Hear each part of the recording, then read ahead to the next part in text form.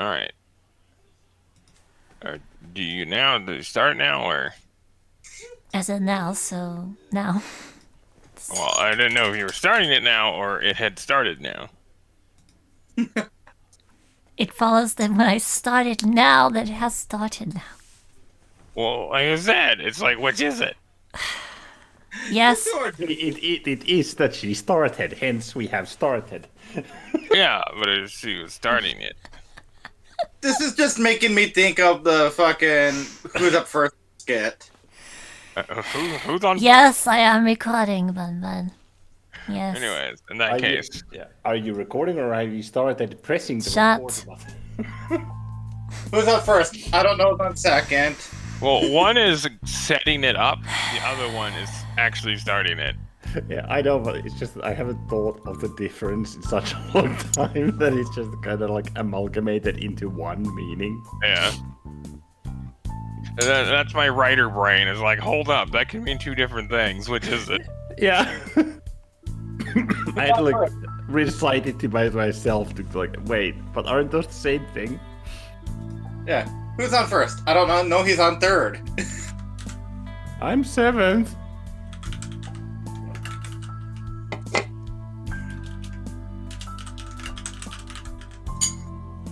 Seventh doesn't work there, Fabs, because it's relating to a baseball diamond.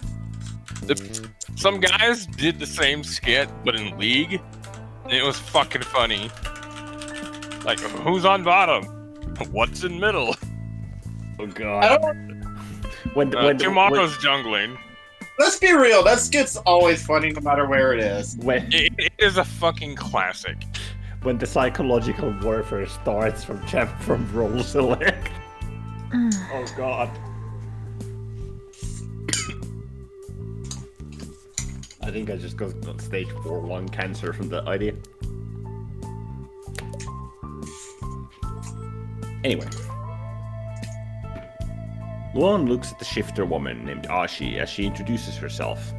Virtuous individuals, yet another curious case to be added to his long list of to keep tabs on people. Of Mercy, a Mercy monk.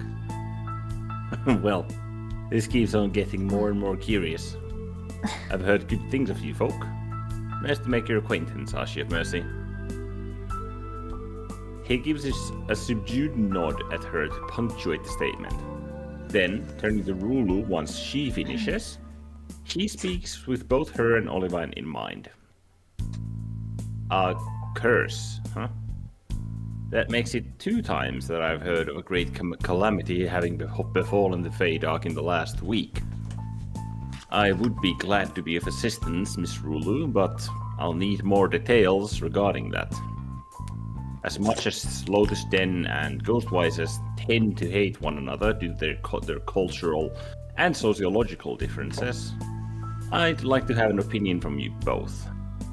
Would that be fine with the both of you, Miss Rulu, Olivine? There may be yet another topic I wish for the both of you to speak to. The only reason I'm inviting the both of you is because I believe I can place my trust in Olivine Claremont, due to her position and the nature of her job at House Dimdoria. She can snuff out lies and liars, no problem, but lying, she's not the best at. I'd like to think that we've enough of a professional acquaintanceship to team up regarding matters such as these. While it is also true that it's professional courtesy to speak on the operations of another, this can be counted as one such joint operation. Such is the scale of it. However, that can wait for now. Luan leans forward, placing his elbows on the table.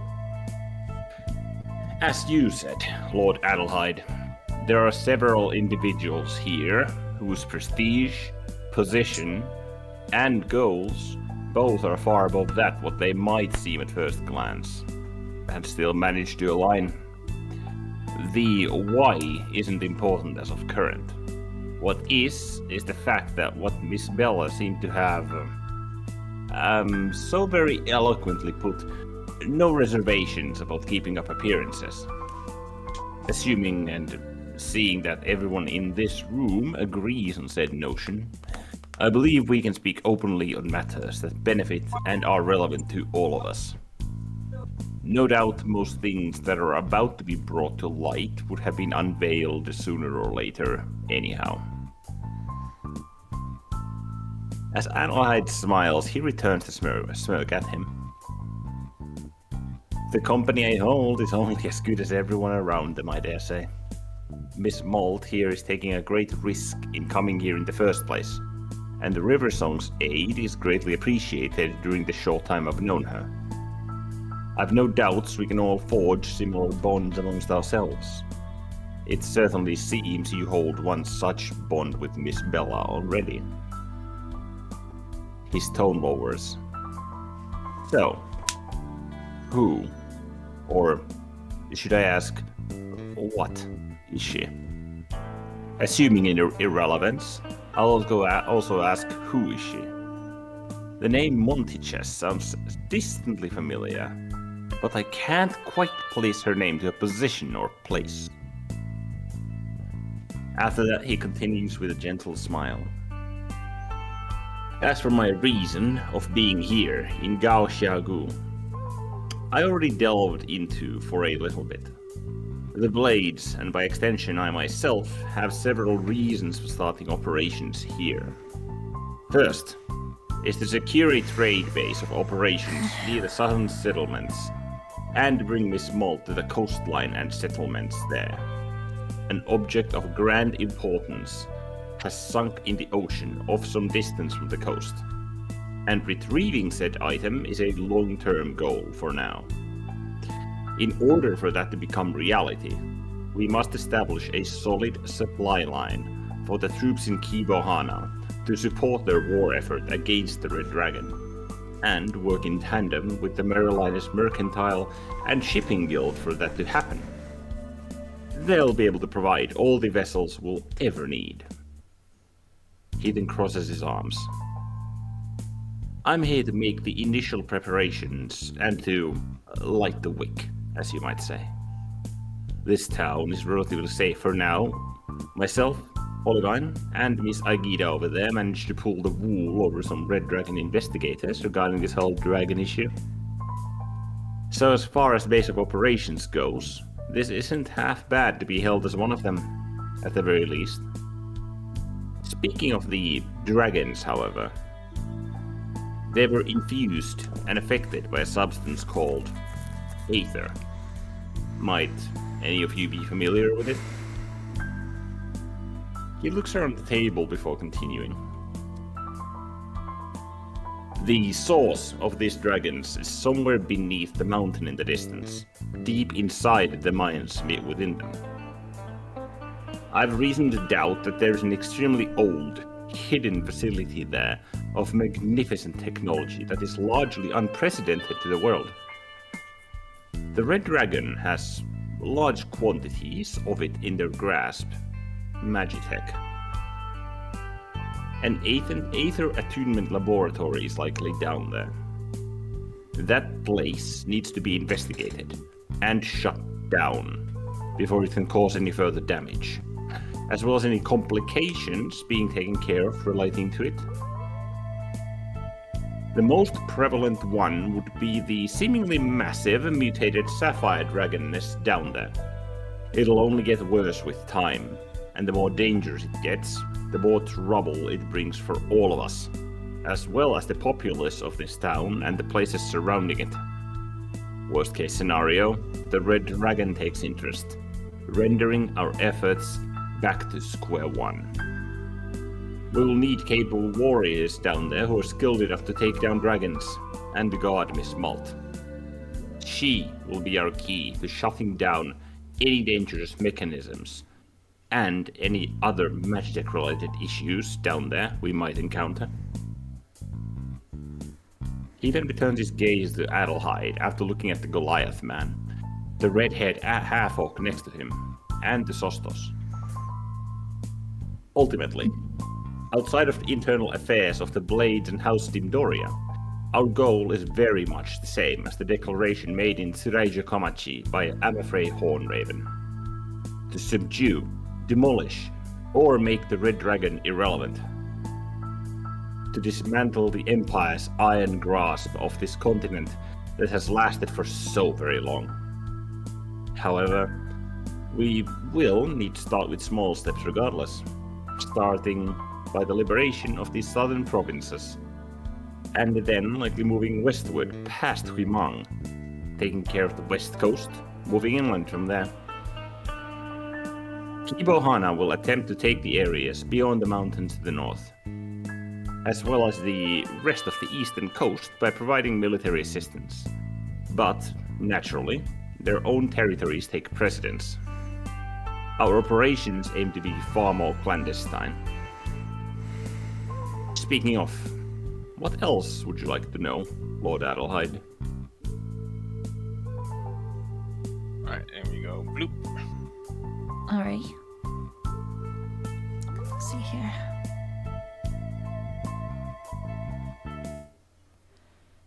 Has not up there yet. Oh, I haven't done anything with the map. I was just moving some stuff. Okay.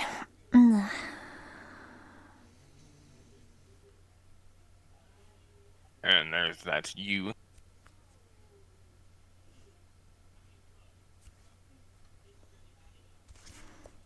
See here. When you address Ashi, she gives a crisp nod at you. Likewise, Luan Tuhan.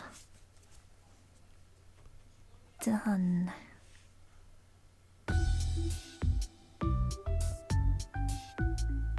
After you continue addressing Olivine and Rulu, the two share a glance, albeit very briefly before Olivine averts her gaze.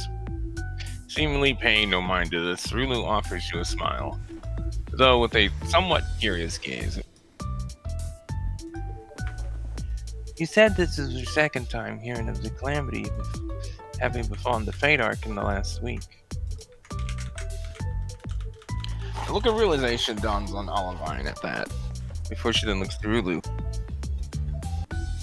What with everything the past 3 days has been...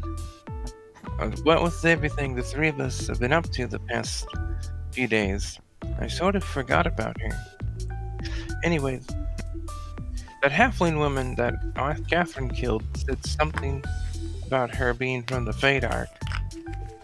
Rulu's eyes widen at this with a forced smile. Killed?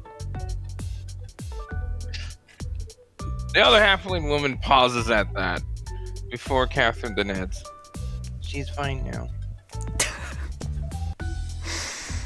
Just a little death. It's like, wait, what?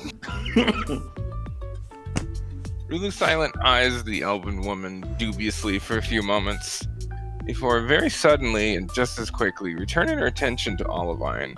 She practically leans into the table. Who is this person? What do they say? One of these days she's going to kill those two. Just where Agent gives a small shrug.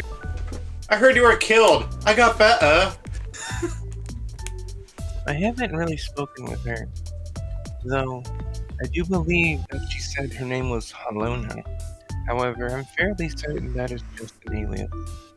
As far as why, Olivine pauses, sharing a glance at Catherine before continuing. You should probably ask her about that. It's also worth noting that the water staff she has appears to be imbued by the goddess Tosi, which, according to Catherine, she said has been in her family for...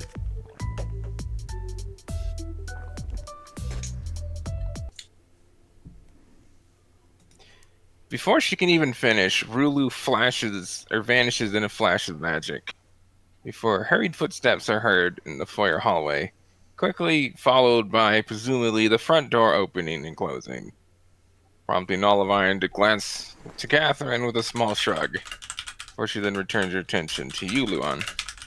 I'll go find her after dinner and give you an update shortly thereafter. So Rulu was like, Vroom! As soon as she heard about the staff.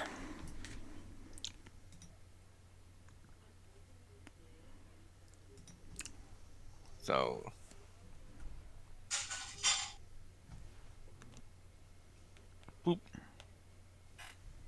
She's gone. Yeah, she freaking. Very gone. I'm certain that like she and Halona aren't like acquaintances or anything. No, just a coincidence. Yeah. You know, I'm pretty sure Halona is like Halona isn't like a big deal. You know, the Weaver fucking knows her. Like it's fine.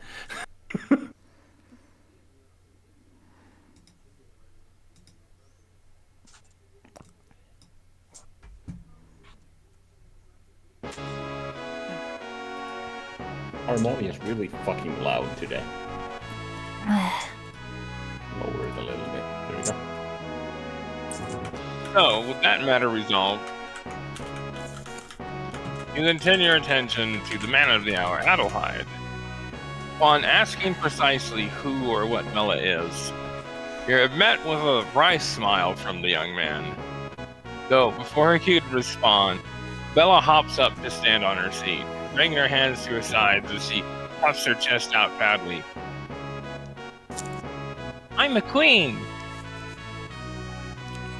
There's a short silence, which is abruptly broken by various degrees of laughter from the Canary segment of the table, prompting Bella to don an embarrassed blush with angry look. Why are you guys laughing? The half-Goliath man takes a moment to compose himself before crossing his arms with a slight smirk. With all due respect, Your Highness, you are more than a few generations too late to be calling yourself a queen. The girl pauses for a moment before pointing a finger at him sharply, as she all but barks at the man. But it is still technically true, though.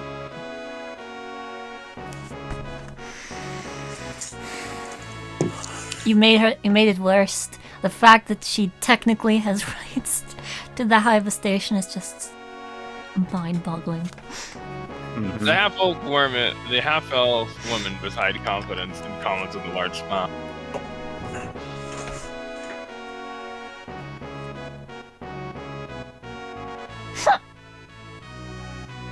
And your kingdom, like, totally, technically, doesn't even exist anymore. Bella practically throws her arm out at his arms at the woman. And neither does yours, Ismos. Ismos cranes her neck to confidence. I guess I'm a queen now. What do you think about that, handsome? The half-life man smirks before promptly leaning in a bit closer to Ismos as he answered. I would say lucky, but I already am. Ismos brings her hands to her chest with a silent gasp. They were practically gushing as Shelva throws herself around the man's arm, which counters an audible facepalm from Bella as she just smacks a hand to her face. Before the girl quickly points a finger of her other hand at the woman. Then, you know what I meant, Ismos. The half-orc woman seems to perk up at this with a surprised look. Wait, I do? I'm confused now, and apparently not a queen anymore by the sounds of it. Without skipping a beat, Confidence looks down to the half-orcish woman with a suave smile. Don't worry, you will always be my queen. I love the fact that if Garners. I love how Confidence finally gotten over his awkwardness. Yeah. He's found his confidence, you might say.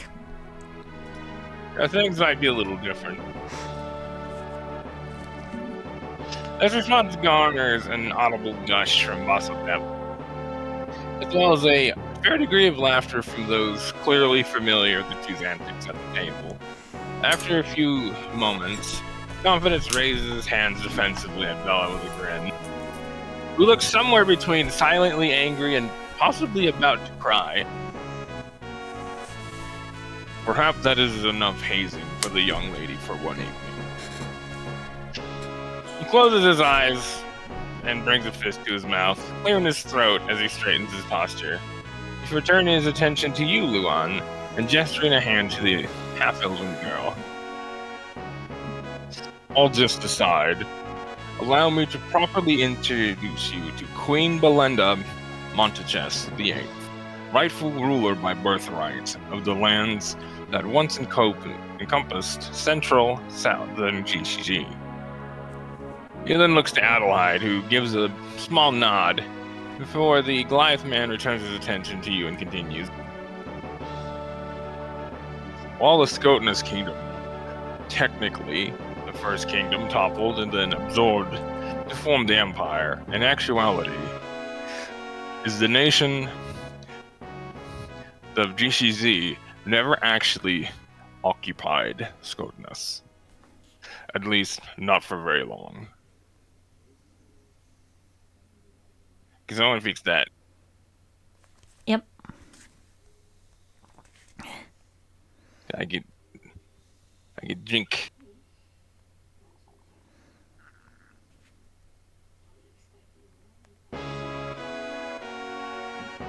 This is because, in the early days of the Empire, their soldiers, while effective combatants, were quite poorly disciplined, often leading them to acting like little more than thugs in the lands that they were stationed in.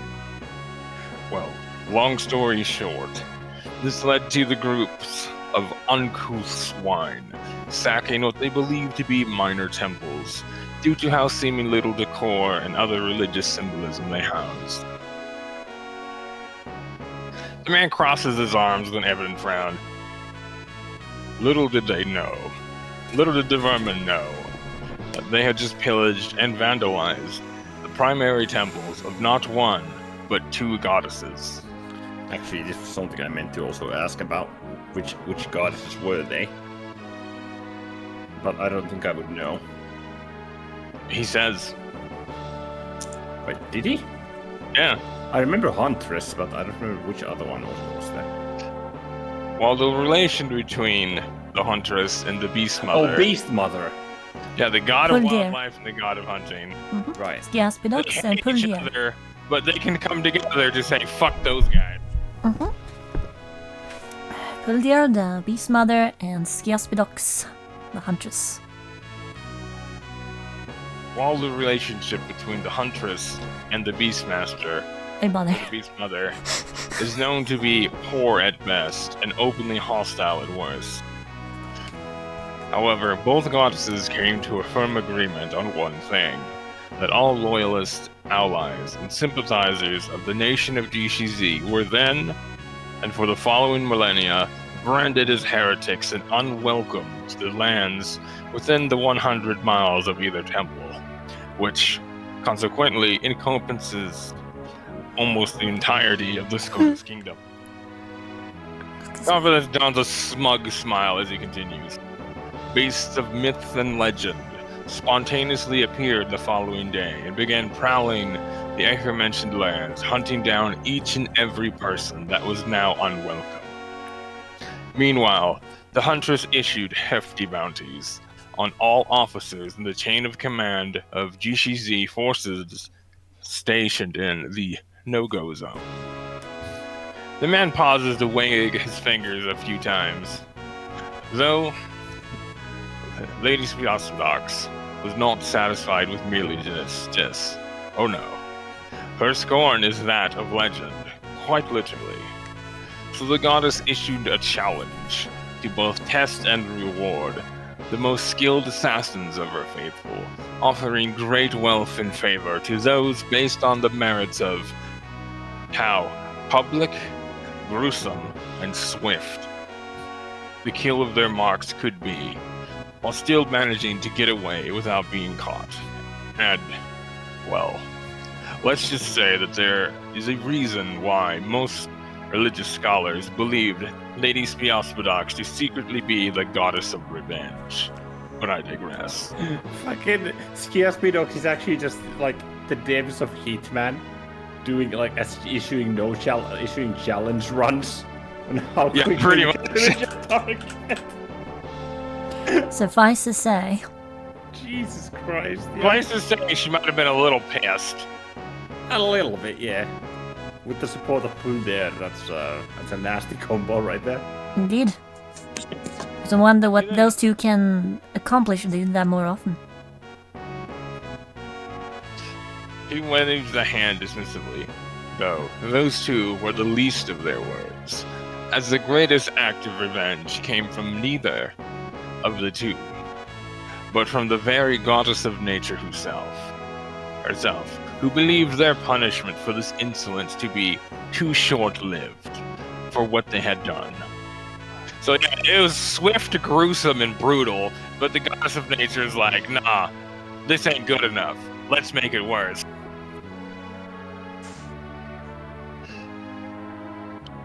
For what they had done, so after a week of this transpired, she caused an enchanted forest to take root, engulfing the land in and around the temple for dozens of miles, which was promptly named the Forest of Death by GCC, as the very forest itself and the beasts within it are openly hostile to the aforementioned intruders within it. As for everyone else, he gives an innocent shrug.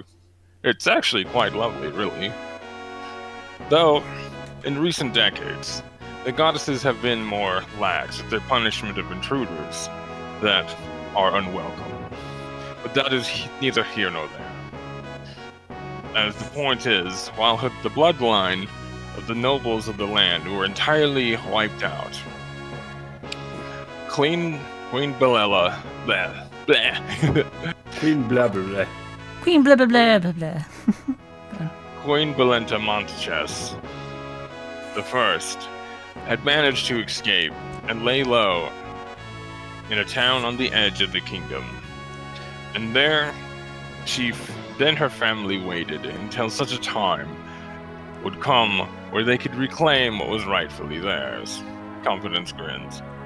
Though it's not quite that romanticized, as the truth is that the Montages family has held a small and secret influence in the lands until recent, with the nobility of the land holding no true allegiance to GCZ, but to their rightful ruler, albeit in the shadows.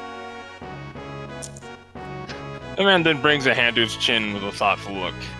Though our little queen's reign was recently cut short by what appears to be a seemingly unrelated event to GCZ, with something rather similar being related to what eventually led us needing to flee Scrotunus, though that is quite the story, and I've prattled on long enough for one evening.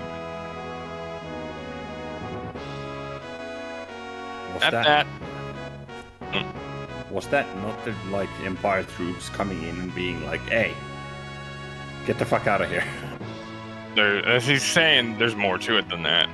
Yeah, but that was the. All right. Yeah, because as he's saying, something unrelated happened to essentially Lamani, where the Montachests were, and then something related to that happened to Silverleaf Castle, which not necessarily contradicts what you know, but makes it seem like there's more to it than just the Red Dragon showing up. Yeah, he's not telling the entire story. But he's like, yeah, it's quite the story. So you're just like, there's a lot more to it than what happened. Essentially, the Red Dragon showing up and kicking them out was, the quick and dirty explanation. But the actual story is much more nuanced than that. At that, the half-moon elf woman did comments. Also down. On the contrary, it was quite fascinating to hear the tale again. Besides, I imagine many here did not know how the lands came to be as it is. Oh yeah, I forgot. What do you forget? Just part for you here. Alright.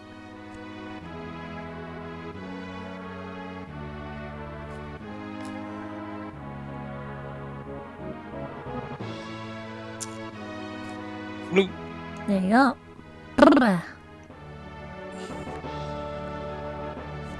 Let's see. No. There. Yes, Margarita raises her hand a bit as she promptly speaks up upon Basantha finishing. I agree, because as far as I am aware, most of our people, myself included, weren't entirely sure where the Set Forest had come from. It was simply just there one day, according to our history. She offers a sheepish smile as she continues. Admittedly, we aren't exactly known for our scholarly pursuits of the histories of lands far from the shoreline, so thank you for sharing, Lord Confidence. Her words are met with a number of nods of agreement from those around the table, leading to the guard captain to give an innocent shrug, before sitting up and clearing his throat, and then continuing. Anyway, as you can see, the young lady's importance cannot be overstated, because the Monteches lineage were well known to be benevolent rulers of their kingdom, and still were with what little influence they held behind the scenes, albeit now only known by trusted nobility. Though it is largely believed that the last of the bloodline died off in the great fire that overtook the city of Lamani. Though the truth is far more sinister than that. However, that too is a tale for another time. Regardless, Lady Bella will be a critical component when it comes time to actually bring the fight to the seat of the Red Dragon Empire. Then takes a deep breath for letting out a gruff sigh. Needless to say, there is quite some time left from that.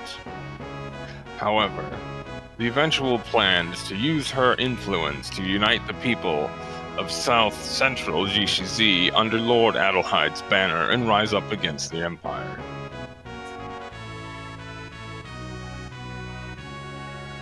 Adelhaide then continues for him. And as much as I hate to admit it, there are several steps to be taken before this can even be considered possible. Presently, we are on our way to the Dwarven Kingdom to seek an audience with the king, to which we will then learn of where they officially stand, both on and off the record, regarding opposing the Empire. The young man crosses his arms with a difficult expression. Now, as far as gaining the audience with the king without showing too much of our hand prior to said audience, that is a tricky question, and a road that we'll just have to be crossed once we get there.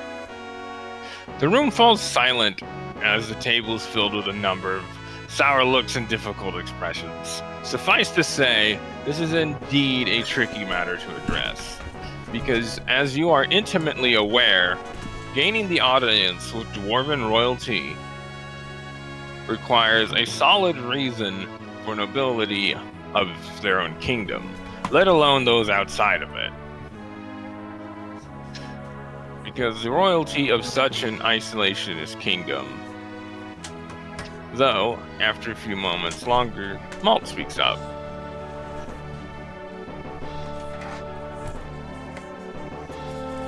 If you all do not mind waiting for us to conclude our business, I could gain you an audience with the Dwarven King prior to our returning to the guild.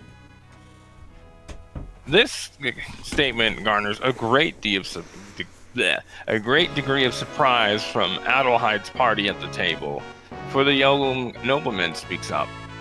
Truly, you have the capacity to do that. Malt gives a small nod.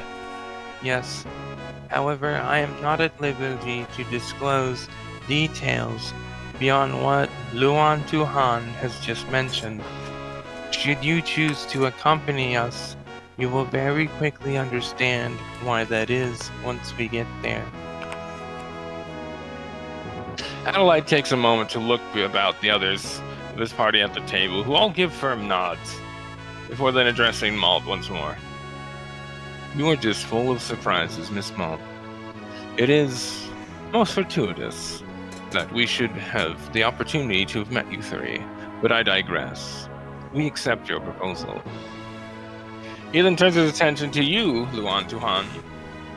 In the meantime, I believe we can aid you in your endeavors regarding the mines and the anomalies you mentioned that lie within, as well as establishing trade routes for Kibohana, because from what you say, it is clear that their success will be vital to our very own. He then looks to Olivine briefly as he continues. From the short time that she has been with us, I know Lady Olivine to be an excellent judge of character. Seeing as she trusts your judgment, then I shall do the same. Adelheid then gestures a hand to Confidence.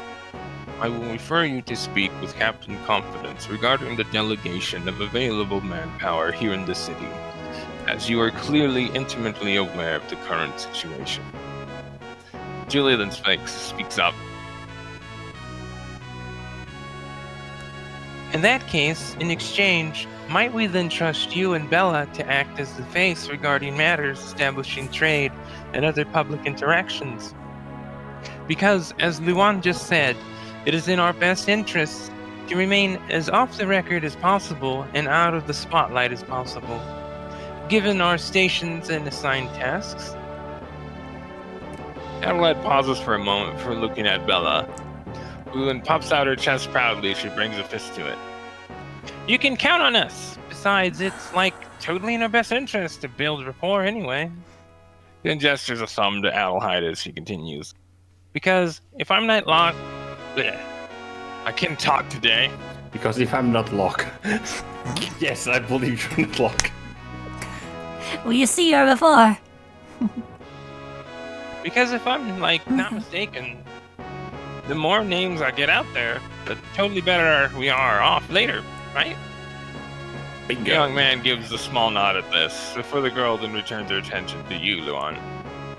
And since we don't presently hold any land, it's not as if the Red Dragon can effectively come after us and force anything. She gives a large shrug before continuing. If I'm to be perfectly honest, it seems to me like we are totally getting the better side of the deal. If all you're asking for is a face for the public affairs and some extra muscle. Julia giggles at that before shaking her head. On the contrary, having nobility that we can trust to shield us from the spotlight whenever possible couldn't be more valuable to us in the grand scheme of things. She then gestures a hand, or she then just gives an innocent shrug herself.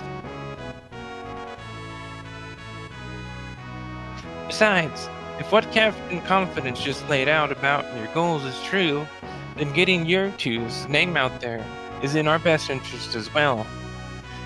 Because a sudden uprising on what will eventually become the Empire's southern border will be very unfortunate if it were to happen at a bad time. Malt, clearly picking up what Julia's putting down, finishes for her.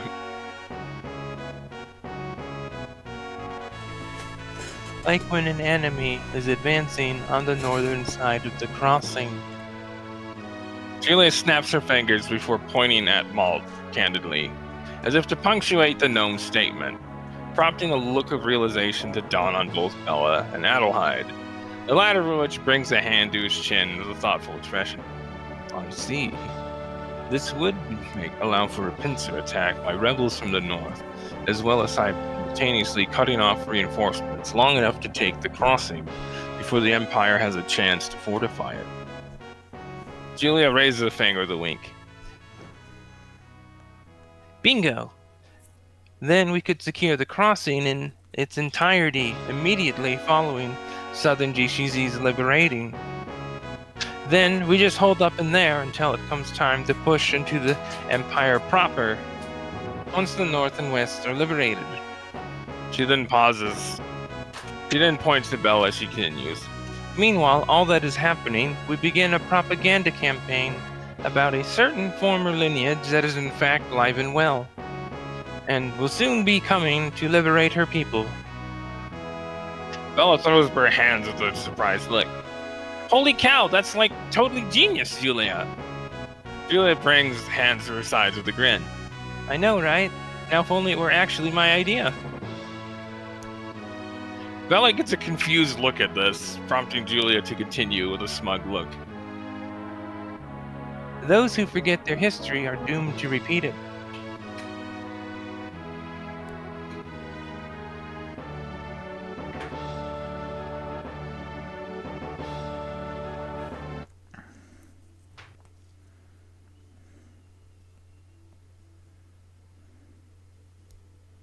Bell and Adelheid exchange an unsure look, as does most of the table, before, to your surprise, the steel-veiled woman sitting between Basotep and Ansekmed then speaks up.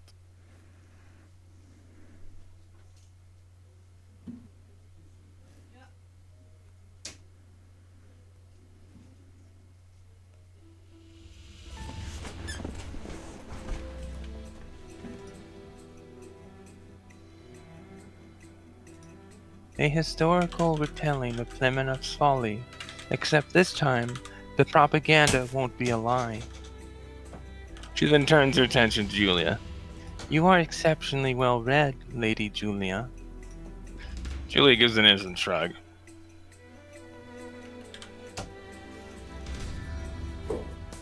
Lady Tosi finds mortal history to be quite fascinating, particularly mortal history, so she collects books about it, which is to say that the church's library is quite vast. This seems to pique the veiled woman's interest.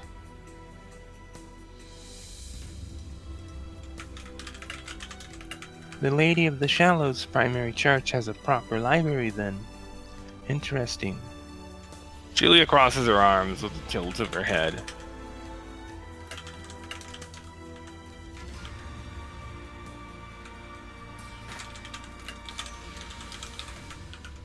Lady Tosi's behavior is admittedly odd for a goddess. And from the many times I've spoken with her, I'd have to say that she both looks and feels very human. In fact, you wouldn't think her to be a god if you didn't know any better. Which she actually prefers anyway, as she finds most gods of our world to be stuffy and boring. Julia covers a grin with her hand before she continues. Even so, despite what she says or does, the fact that she literally ripples when she laughs will very quickly give her true nature away. The veiled woman titters at that. She sounds as if she has a lot of personality. It would be interesting to meet her one day. Julia raises a finger. About that, I intend to call her to the church once we get there, because the water staff Olivine mentioned earlier appears to actually be broken. So I think she may want to take a look at it herself. The veiled woman replies in a tone of clear concern. I see. That would indeed be wise. Julia nods before smiling. Though, once that matter is seen to, she'd no doubt be interested in speaking to any one of you who'd wish to speak with her, or wish to meet her. She rather likes meeting new people, especially humans. Jill pauses for a few moments before looking between Yuluan and Malt, before turning their attention to Adelheid.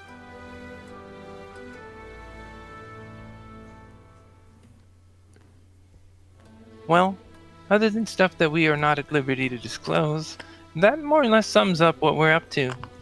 So, if that is all, I think it's safe to say we'll be working together for the foreseeable future. Adelheid nods. Verily. The young noble then looks to you, Luan. I believe I speak for us all when I say that we'll be looking forward to working with you, and we are grateful for your aid. Veiled woman then speaks up as well. I too extend my thanks. At that, the veiled woman actually removes said veil, much to the great concern of the two women sitting at either side of her, revealing clearly a Tanarian human woman with golden brown hair and emerald green eyes. Though a particular thing of note is the white headband with golden embroidery of religious symbolism of the silent guide that she wears. The clatter of dropped silverware beside you draws your attention to a very shocked Julia, and understandably so, because you are just as shocked as he is, as this is another individual who is supposed to have been killed in the Tanarian coup, though she is far, far higher profile than literally anyone else at the table. Because who this woman is unmistakable. She then gives a small bow before speaking. I am Nefertong, former High Priestess of the Temple of Life. In other words, Odigos' former head of church. Kind of a big deal. She might be kind of a big deal.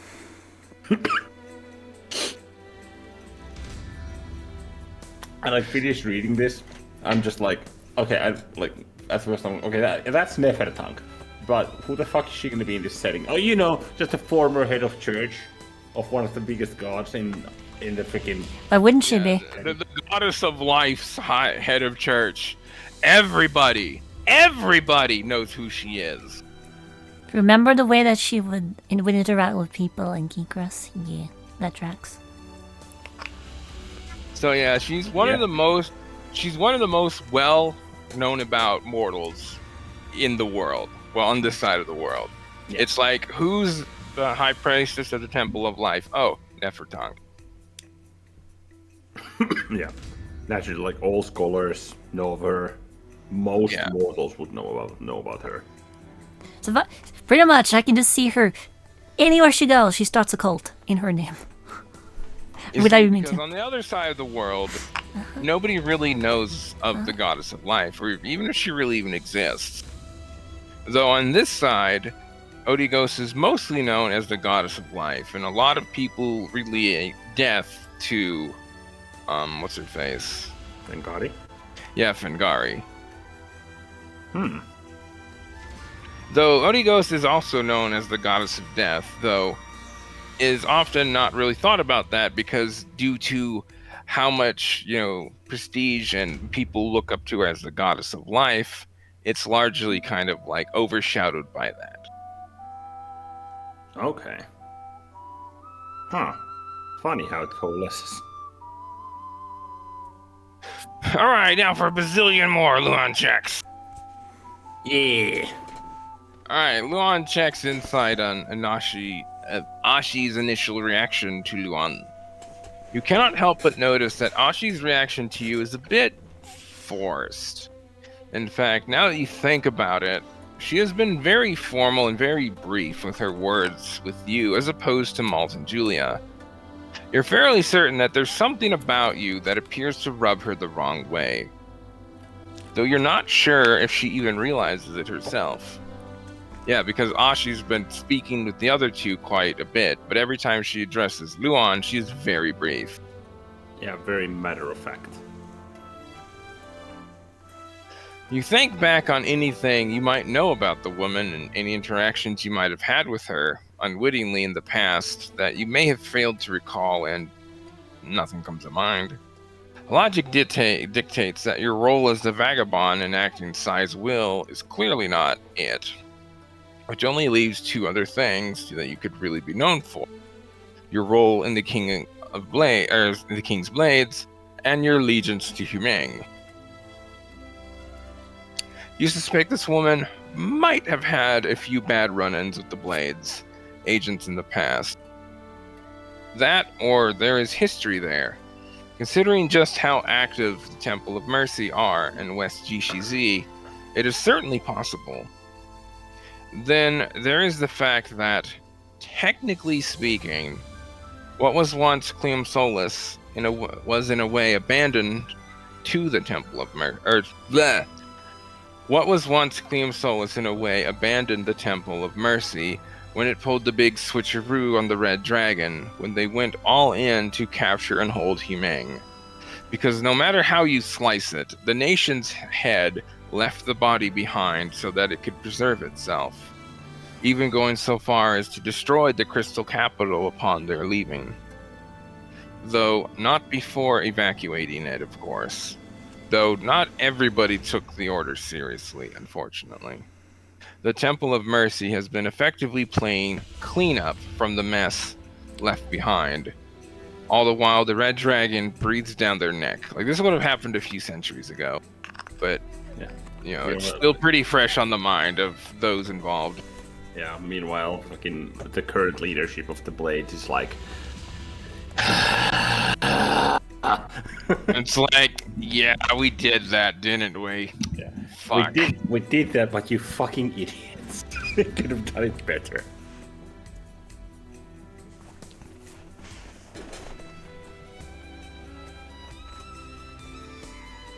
It's literally the statement. We achieved it, but at what cost? Pretty much.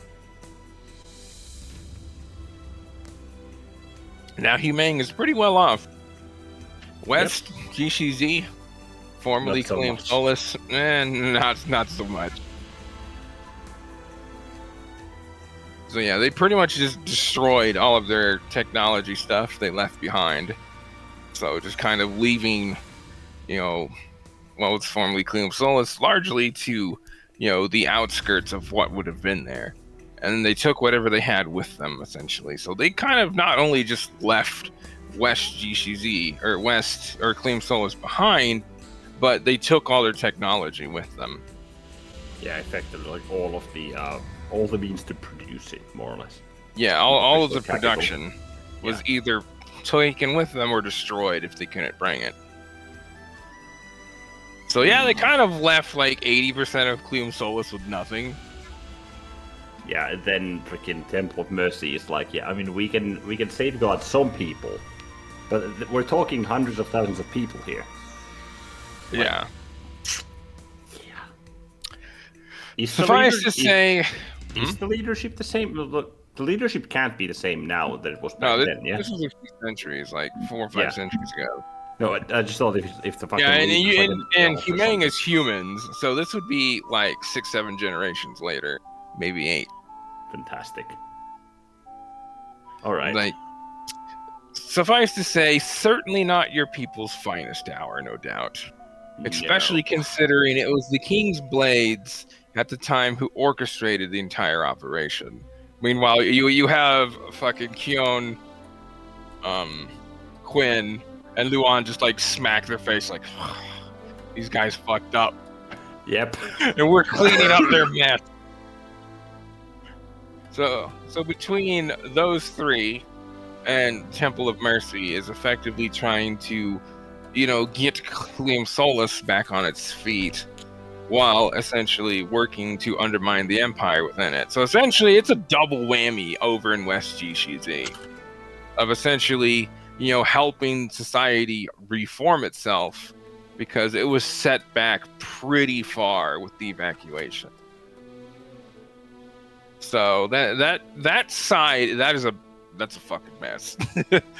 Leon knows that helping West GCZ to overthrow it is going to be a lot of work. Yeah, because it's like you said, it's a mess. How long ago did you say it was like the start was pulled? Like 600-700 years ago? About 400 or 500 years ago, somewhere in between. But essentially, they took all the supply lines, they destroyed all the production. So essentially, the society around the country relied on this. So when it was suddenly just taken away in an instant, that's like a bunch of resources, food, everything that the nation needed just stopped. Yeah. So then it would take some months, well, not even months, some weeks to start showing, like, wait, what the hell happened? Yeah, and by then the Red Dragon invaded. So this switcheroo happened literally like a week before the invasion. So as everyone's just trying to figure out what the fuck's going on, the Red Dragon came in and just took the entire nation like taking candy from a baby. So yeah, it's a mess in West GCZ. There's a reason why you guys are like, we should probably handle that after the South. Yeah. Also, I just noticed that in my notes I have that South GCC was conquered and installed into a proper state about 400 years ago, but that can't be right, can it? Because it was the first to fall. No, the first to fall the Skotinus, which is South Central GCZ. South GCZ is the most recent for Kibohana, and that's because West GCZ was invaded in like 2 years. Gotcha. Like they took the West in no time, and then immediately went to the South. Okay, so they first took Skotinus, and then they stayed there for a long ass time. Yeah, and then they went and took west, North. Or North, No, and West and South.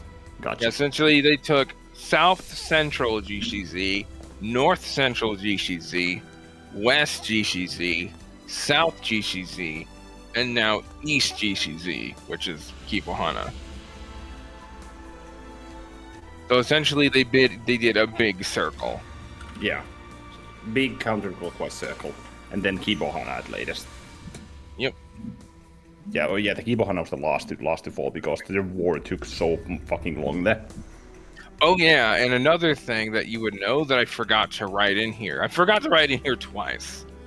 Is essentially you believe the reason to be of why they have taken the land from the Silverleets and are, starting to move in to occupy South Central GCZ again, is you greatly suspect that their next target is Marina.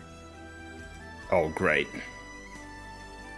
So there's a lot of military force in that general area to help with Kibohana and to essentially set their sights on Marina. Although it's like taking the place, once they get some, boots on the ground would not be that difficult. However, there is one big part of ocean and an armada of ships to get through first. Yeah. It's like, it's not the goal. It's not the goal. It's the travel. Yeah, it's getting from A to B that'll be difficult because, suffice to say, Marina might have a few guilds who might have a lot of ships. Yeah, and they might have something to say about their, autonomy and freedom. Yeah. Being Although taken from them. that the Red Dragon has a pretty sizable, navy, but it's not in the condition that it'd be very well suited to, make a move there, which is why that some of the cities along the coast there of, eastern side of South Central GCZ have a lot of docks that have been very recently built. Like, it's pretty obvious what their next intentions are. Yeah. Since they're effectively reinforcing their navy, so. Yeah.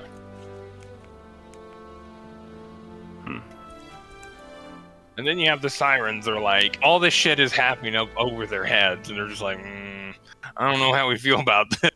Yeah. I don't like the freaking. It's like when why are all these ships sinking and falling in our lands? Yeah, it's like someone's like drinking at a bar. Fucking ship just falls down on top of him. Like, ow! What the fuck, bro? Yeah. He's like, we're down here just minding our own business, and then all this shit from up above is falling down in our kingdom. Like, what the fuck, mate? Yeah. They would actually be a pretty fucking formidable ally against that, so that might be something to consider. Yeah. The sirens are well known for just keeping out of everyone's business because they just kind of, hang out to themselves. It is like the opposite of how things were in, Keycross, where they got involved with everything. Here, they don't get involved with anything because politics around the area is kind of a mess. That and the oceans here might be a little more dangerous. Mm-hmm. So they got their own problems down there. Yeah, so they might also be occupied with that. Yeah, it's still a very militant nation, but when you're contending with some of the most nasty creatures in the world, you might be a little busy. Yeah. It's an RPG on easy mode, like on like the surface. Down there, it's fucking Dark Souls. Pretty much. That's why sirens tend to be kind of badasses, because you have to be. They're very similar to Kibohana in that regard. They're badasses because they have to be. Yeah. It's be badass or die. Yeah, pretty much. That is Kibohana and the sirens in a nutshell. Anyway, let's see here. Where was I? I accidentally scrolled down.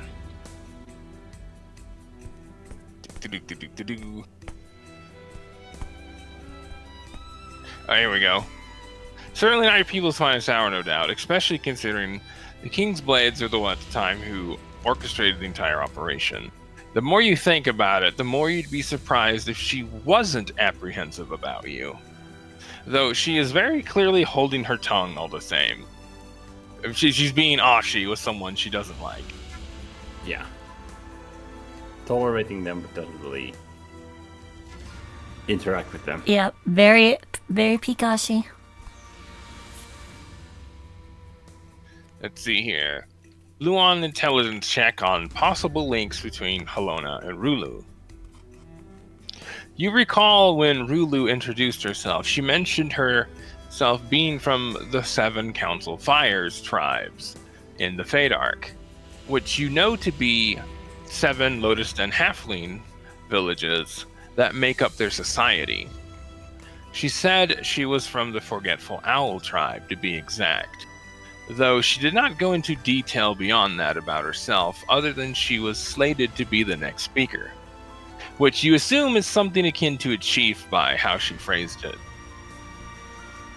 Based on her reaction, you have a sneaking suspicion that Halona is also from one of these tribes, and that Rulu came to realize this upon Olivine's explanation of who she is, or rather, who she isn't.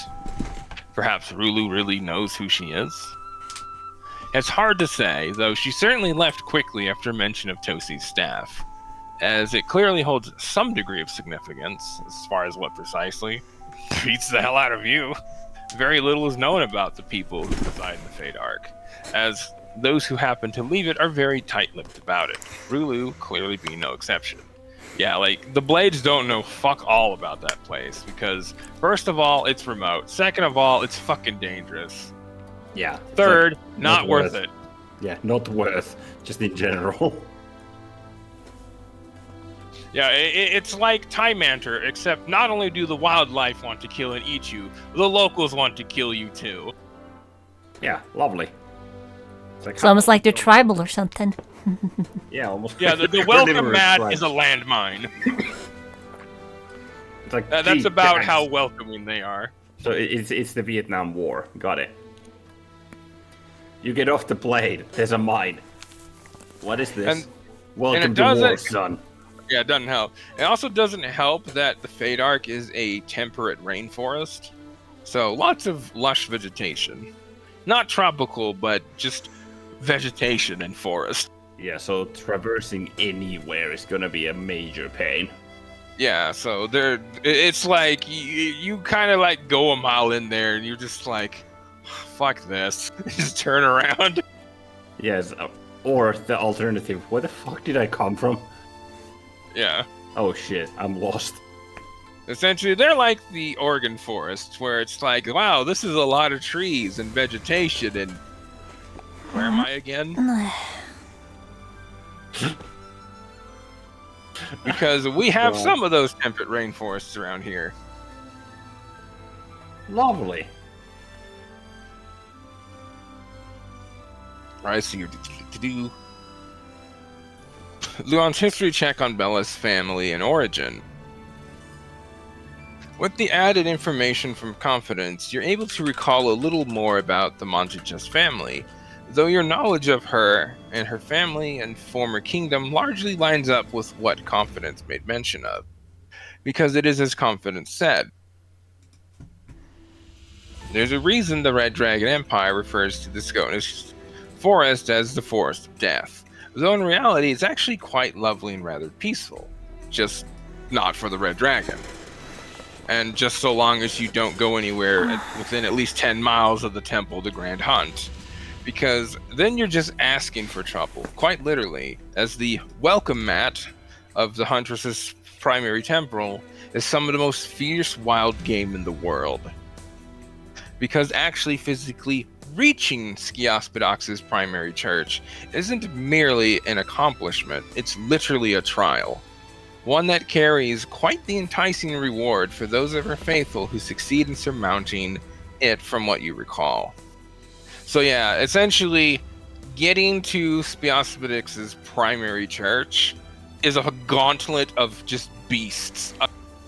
Yeah, for 10 miles, like, oh, cool. Yeah, so like those of the most kind of like famous hunters in the world are like the only people that go there, and Yeah. most of them don't come back out. But those that do have great favor and just wealth. She's very rewarding to those who can pass her trials, but her trials are brutal. Effectively kill or be killed, yeah. Yep, she's the goddess of the hunt, all right. Mm-hmm. Fail, you die. Succeed, fame and fortune. Succeed, you're okay. Fail, die. And you make it seem like that all that, but for me, going there was like Tuesday. Yeah, fucking Valikos just teleports into the temple like sup. No, to be fair, just to the front door and then enter. Yeah, I don't see what all the fuss is. Why don't people just do this? Fucking cheater. Most people aren't level 11. Yeah, don't have access to Hellfire Premium Edition portals. Most people. Yeah, well, they could easily have that if they were to cut a deal. Well, Yeah, not exactly. being Pit and Son might have its perks. One of which is quite literal fast travel. Just, I'll respect the boundaries of the place by not teleporting right into the building. I'll teleport to the front door and then go through the front door. You're like, I have succeeded in the trial. I just skipped 99.9% of it.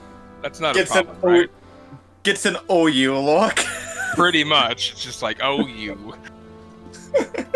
Because technically you did pass the trial. You just didn't do most of it. Hey, it's not my fault you didn't specify in the rules no teleporting right to the front door. Meanwhile, it's like, oh well, too bad you're not mortal, so no rewards for you. Yeah, it's like Valikos's passing the trial is technically true, is the best kind of true. And well, yeah, nothing in your book says anything about just skipping right to the front door. It's the OU look he got from Ski Aspadax. See, that'll be fun to go into later, but that won't be for quite some time.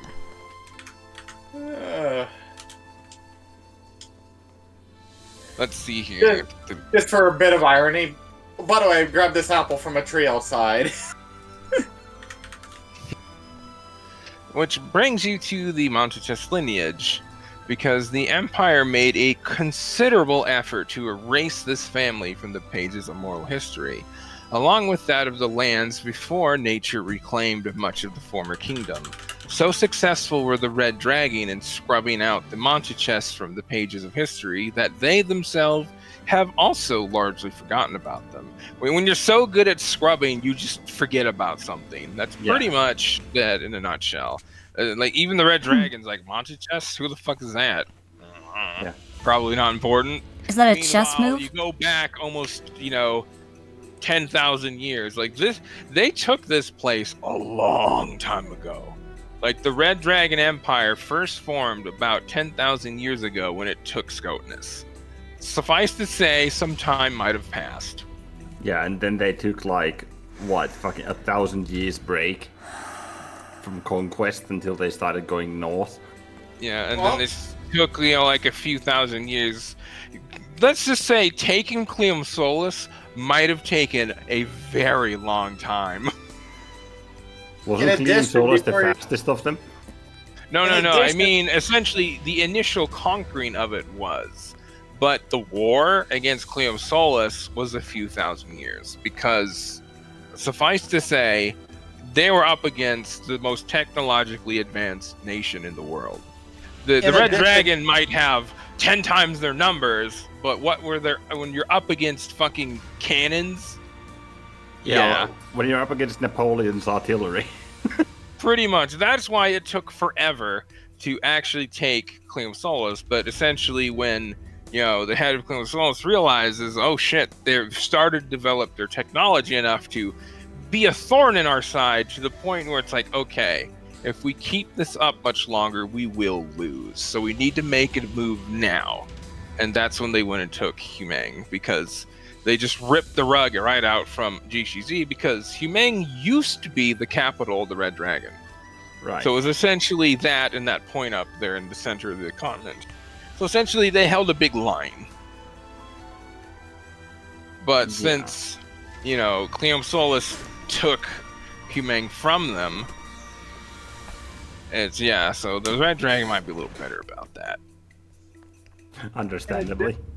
Because, take their advanced technology, put them in a place that is already a natural fortress, and it is impossible to take that bluff. The Red Dragon have tried on many occasions and failed horribly. Another thing, when empire building, once you conquer a place, before you add to your conquests, it's wise to get the area mostly locked in and under control before worrying about elsewhere, because otherwise you're going to have uprisings everywhere. Yeah, essentially, though, this was literally their capital. They believed that nobody would have the audacity to attack it due to what it would bring. Well, that's the thing. You're already about to take our country, so we're just gonna take your capital because fuck you. Fuck you, still often the best motivator in warfare. Pretty much. Let's see here. But yeah, so the Red Dragon largely forgot about them. Though, as always, people who are loyal to their royalty are often not so easily made to forget. In fact, it is due to these records from scattered handful of undisclosed residents of the Scotinus Forest that the King's Blades even know who the Montechests even are. Suffice to say, Bella taking the spotlight on the world stage will be a very unwelcome reminder for the Empire of its history that it tried to forget. Because it certainly is, as Confidence said, she will be priceless when it comes time to take the northern side of the crossing, as well as the final push into GCZ itself. So Bella might be important. Yeah, to effectively unifying everyone and then doing the push over the crossing. As Luan's insight checks on Malt and Adelheide's interaction about seeking an audience with the Dwarven King. Upon Adelheid mentioning that they seek an audience with the Dwarven King, yet aren't entirely sure how to do so without risking revealing too much about who they are to anyone who doesn't need to know, Malt's expression kind of perked up a bit, almost as if to say, hey, I can help with that. So given who she and what she is, you are unsurprised that she has met with the Dwarven King and Council. Her people hail her as a hero that allowed them to even make it across the Great Divide to begin with. So she has very likely helped explain that to the dwarves who they are and where they came from. Because as you remember that the dwarves welcomed them with open arms, and just allowed them to settle in there. Yeah. That I do. So yeah, the relationship between the gnomes and dwarves is very good. Right, so if we can pile on reasons as to why they should aid, that Malt would be a very, very good ambassador for that. Let's see. As for Adelheid, suffice to say, he was more than a little shocked that Malt could seemingly so easily gain access to speak with Dwarven royalty, which is understandable because even with Malt's position in the guild, in the Maria Alliance Merchant Shipping Guild, this would not be enough to grant her this privilege. It would have to have been because of something else, which it indeed is. And if you were not already aware of it, you would never suspect Malt could do this. No. Adelheid is also clearly grateful for the assistance, and was definitely telling the truth when he said that he and the others with him don't mind waiting on you all to conclude your businesses elsewhere, as it means that their group can continue to protect a great many of their identities while still obtaining an audience. As far as making mention of Aswald or other individuals, you don't see any reason why you couldn't. Because it's not as if you are obligated to disclose how or why you would know of them. Malt's earlier statements paved the way for a lot of room for ambiguity due to the nature of who you people are. Luan's intelligence check based on Bella and Malt's interaction with Julia. It is clear that Bella and Adelheid have every intention of taking back what is rightfully theirs by birthright. The two appear to have paired up using Adelheid's name for the more immediate knowledge of who the two are, as the Silverleet are very well known for having owned a considerable amount of land in the Scotinus region until very recently, and Bella for later, when they eventually try to revive the former Scotinus kingdom and turn the people of Scotinus region against the repressors. Suffice to say, the two are quite the dynamic duo for this goal, because the more influence they have in the public eye and at the geopolitical level, the easier the Scotinus revolution will be to both ignite and properly back. Because as Julia laid out, it is most certainly in your best interest that these two get ample time in the limelight and rub shoulders with other nobility and political figures, which conveniently is precisely what you and Julia want to avoid as much as humanly possible, despite clearly needing to do so to accomplish your goals. Having a pair of nobility, and one being royal by technicality, you can trust would go far in keeping the spotlight off of you and Julia.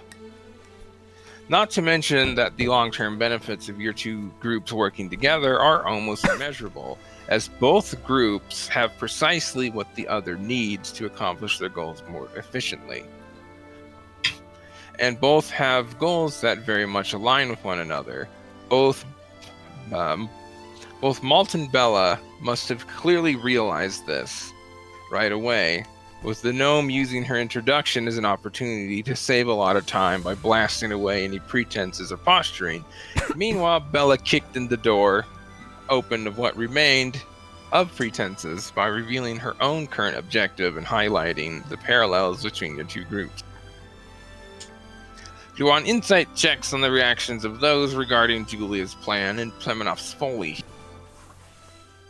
Julia certainly appears confident with her plan and clearly knows her history. The more you watch the woman interact with others, the more clear it becomes that she was groomed to be the perfect fit for this role. Suffice to say, Bella is more than a little impressed with Julia's plan, while she very clearly has no idea what Plemenov's folly is. She's certainly on board. Adelheid shares similar sentiments as Bella, though his expression's a little harder to read, as he appears to be deep in thought at what Julia said. If you had to take a guess, he's already considering how it might be done, given his intimate knowledge of the Scotinus region. Now, Nefertalk in particular seems particularly interested in Tosi's library, and given who she is very clearly well read. She will undoubtedly wish to see the library, and given who she is, she will undoubtedly be allowed access to it. You actually find a look of recognition from all of the Tenaria crowd. They very clearly know what Julia is referring to, likely due to Nefertalk if you had to take a guess. Though you also notice that Confidence in particular looked to be very impressed with Julia's knowledge of this particular historical event. Considering it appears to be military history, you are unsurprised he would be aware of it. Though, by his reaction, you think that he is well read on the subject. It is clear that both Catherine and Olivine have no idea what Plemenov's folly is, and given their line of work, this is entirely unsurprising. Though you can tell that Olivine is also impressed with Julia's knowledge of something of this nature, because even you have to admit that it's certainly unexpected. As for yourself, this is definitely your first time hearing of this particular event. You imagine that this is the sort of thing that Quinn would undoubtedly be well aware of, though. So essentially, Luan's like, not my department. Yeah. I gathered the information, but not this kind of history. I'm the herder. Luan's history check on the Tenaria coup Not many more to go. Let's do it. Let's see here. You personally don't know a lot about the incident, as it happened a few years before you got involved with the Blades. And you haven't been keeping too many tabs on it due to it being seemingly unrelated to the Empire. So, Though was from it like, so was the Thenarian coup like 15 years ago-ish? Yeah. It's the same timeline of what happened in Key Cross. I forget the exact time, but it's that. Gotcha. Let's see. Though, from what you understand of it, it was spurred on by high-ranking government officials, a handful of influential nobles, and the higher-ups in the country's military, which are your textbook staple elements of a military coup. Yeah. Nothing seemed out of place or out of the ordinary, so you didn't look too deep into it when you got curious enough as to what sparked the coup a few years back. Seeing as the High Priestess was busy with her affairs in the Temple of Life, you find it doubtful she'd know too much about it and what happened precisely. Akenra would have been too young to really follow the politics involved in such an event, which means you'd have to likely ask either Isamos or Confidence about it. Though this hardly is the appropriate setting for such a conversation, so you make a mental note to get back to them later. I'll get back to you on that one. Yeah. Yeah. Go on insight checks of Nefertonk and the Thenarian crew regarding the former Temple of Life's priestess and or the Temple of Life's priests going to the Temple of Mercy. The comment doesn't seem to garner any real reaction from Basotep or Onsekmet, leading you to believe that they were likely there with Nefertonk when these individuals had asked. As for Nefertonk herself, she seems to be telling the truth, and you don't have seen any reason to doubt her words, which implies that these individuals simply believe that they could be of more aid to the Temple of Mercy than at other temples, churches of Odigos. So again, this goes back to West GCZ is a fucking mess. So when the Tenaria coup happened, and essentially those of Temple of Life, fled, a handful of them went to the Temple of Mercy to help with that place. Yeah. That incident.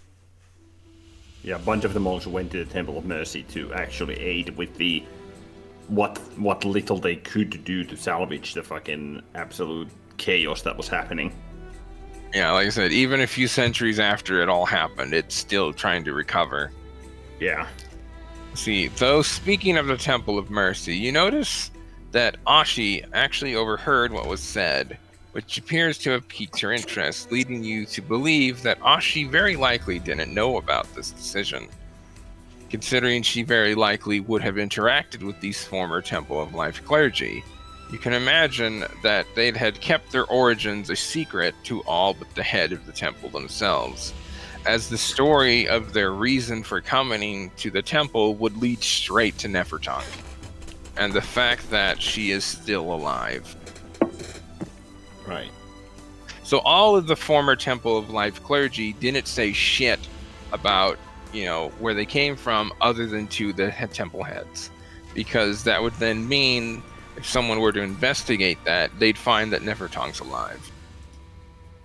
Yeah, or very likely would have at least get on the trail. Yeah, it's very similar to what happened with Minerva, whereas nobody made any mention of her whatsoever. Those who came to the surface. Master Shaw keeping things from me again.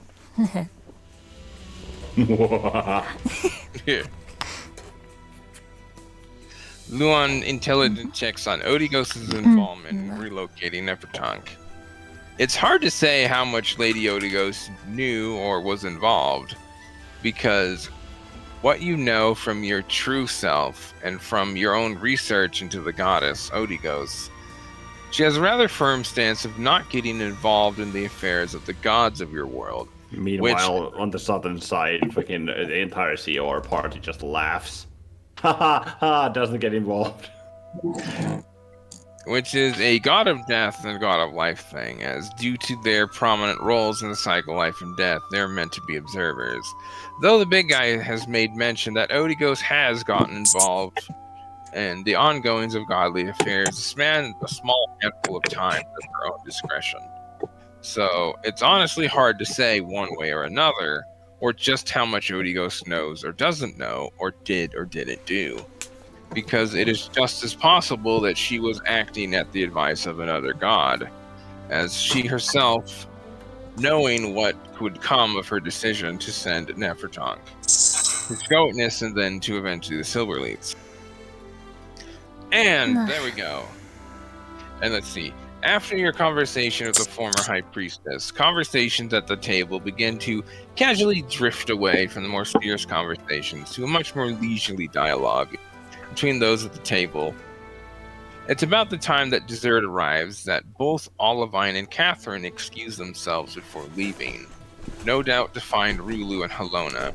While you're quite curious yourself, you decide to leave that business to Olivine, as she made mention that she would inform you later what was found regarding Helona and Rulu and what they know of her. Though considering Rulu has yet to return for almost an hour now, it is a fairly safe bet that the two do indeed know each other and are quite likely catching up. With that thought in mind, you decide to help yourself to dessert, and you must say the vanilla ice cream and slice of blackberry pie is simply fantastic. Who's the fucking cook here? They're like, we got that Gordon Ramsay over here. Yeah, you know that the food here is fucking good. And that's just the food that you were getting, over the last few days. Now that you're up here, at the creme de la creme, the good stuff, it's very delicious. Yeah. Meanwhile, as you ate the treat, you watched the many interactions between Malt and the others at the table, which consisted mostly of questions about the other side of the world and what it was like over there. As for Julia, she was right there with everyone else asking Malt questions about something so seemingly unknown to the side of the world. Though nothing in particular seemed to come up that would be out of place or have much relevance to you on this side. Though you did find it rather curious that the other side of the world's general technology seems to be a few decades to perhaps even a century behind this side. Though as far as the magitech she describes in the gnomish day-to-day life, the other side of the world may as well be light years ahead of this side of the Great Divide. It is abundantly clear that the gnomish arcane core technology sparked a magitechnological boom, and that Malt's theoretical lightning core would have only further accelerated it. Though you know from your true self that lightning cores were in fact a thing amongst those in the Church of the Skybreaker and Thama over there, though it was a very closely guarded secret. Even so, it is a reminder that it would be in your best interest to have technology readily available and waiting for the invention of the lightning core, so that once it can be produced, the core can be immediately applied and shipped to the field shortly thereafter. Though those are thoughts for another time. For now, you enjoy the rest of your dessert, and once all are finished, the dialogues come to an end. The three of you say your farewells, taking your leave to go find the halfling women. Though before you arrive, you're met with an unexpected guest in the hallway. As all three of you approach, you take note that it appears to be a Krinti woman, a greater Krinti by the looks of it, who is armed to a rather formidable degree. At a glance, a setup of so many weapons might appear silly to the untrained eye, though you know all too well that a person doesn't carry that many weapons unless they both know how to wield and utilize each one. You also notice that a security guard is with her, though giving her very shady appearance, to say the least. That is entirely unsurprising. As you reach them, the tall man beside her points a thumb to her. This woman says that she knows you. and she would be interested in speaking with her, and that you would be interested in speaking with her. Considering you aren't officially on the books, her knowledge of you checks out, though the miss at the counter wanted me to escort her up here, just in case. One second. It's like, how? It's like, wait, how does she know about me?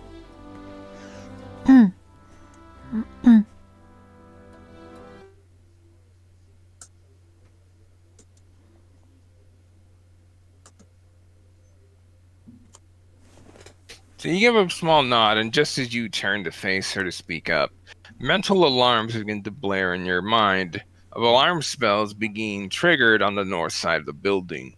Several of them. Making one thing abundantly clear. Whoever triggered them is scaling the building's wall from the outside, and is clearly up to no good. Ding, ding, ding, ding, ding. You quickly focus on your link stone, sending a message to the resident assassin and informing her about the disturbance, though not more than a moment after you do, the loud, albeit muffled sound of glass breaking rings out from your right, coming directly from Helona's room down the hallway to the north.